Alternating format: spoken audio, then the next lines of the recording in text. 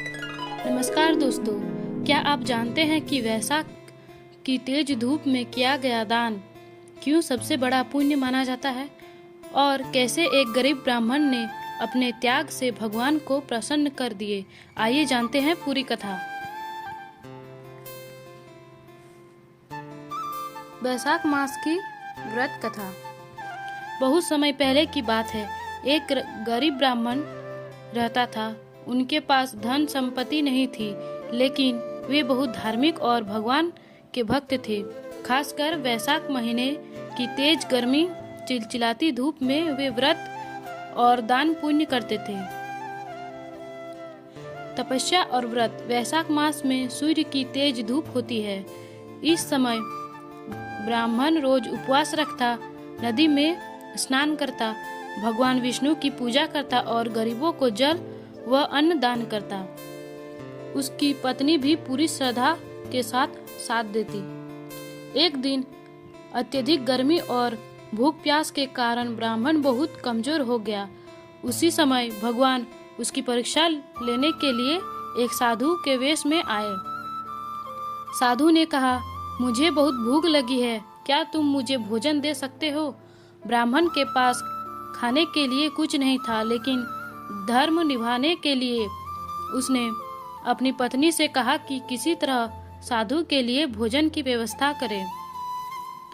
पत्नी ने सोचा कि घर में कुछ नहीं है, तो उसने अपने शरीर का मांस काटकर भोजन बनाने का निर्णय लिया। इसी कारण कथा में मांस का उल्लेख आता है। जैसे ही वह ऐसा करने लगी, तभी भगवान प्रकट हो गए। भगवान का प्रकट होना।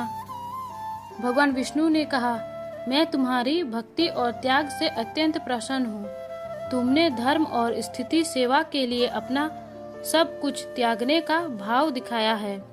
उन्होंने दाम्पत्य को आशीर्वाद दिया। उनके सारे कष्ट दूर हो गए। उन्हें धन समृद्धि प्राप्त हुए और अंत में मोक्ष मिला। इस कथा में हमें यह सीख मिलती है, सच्ची भक्ति में त्याग और सेवा का भाव होना चाहिए। कठिन परिस्थितियों में भी धर्म नहीं छोड़ना चाहिए। अतिथि सेवा सबसे बड़ा पुण्य है। भगवान भावना देखते हैं, साधन नहीं। दान करने से व्यक्ति को केवल जन्म में ही नहीं, बल्कि अगले जन्मों में भी शुभ फल मिलता है। खास करके चिलचिलाती धूप वैशाख मास में किया गया दान बहुत पुण्यदायक माना गया है। दान करने के प्रमुख फल। पापों का नाश। दान करने से व्यक्ति के पुराने पाप कम होते हैं और मन शुद्ध होता है। धन समृद्धि में वृद्धि। जो व्यक्ति सच्चे मन से दान करता है, उसके घर में कभी धन और अन्न की कमी नहीं होती। मन की शांति। दान करने से भीतर संतोष और शांति मिलती है, जो सबसे बड़ा सुख है। कठिनाइयों से मुक्त। कई धार्मिक मान्यताओं के अनुसार दान करने से जीवन की बाधाएं और दुख कम होती है। मोक्ष का मार्ग। निस्वार्थ दान व्यक्ति को भगवान के करीब ले जाता है और मोक्ष प्राप्त में सहायक होता है। वैशाख मास में विशेष दान। चिलचिलाती धूप में ये दान बहुत शुभ माने जाते हैं। जल दान। प्यासों को पानी पिलाना। अन्न दान, फल दान, वस्त्र दान, छाया दान, छाया पेड़ लगाना। कथा से जुड़ा संदेश।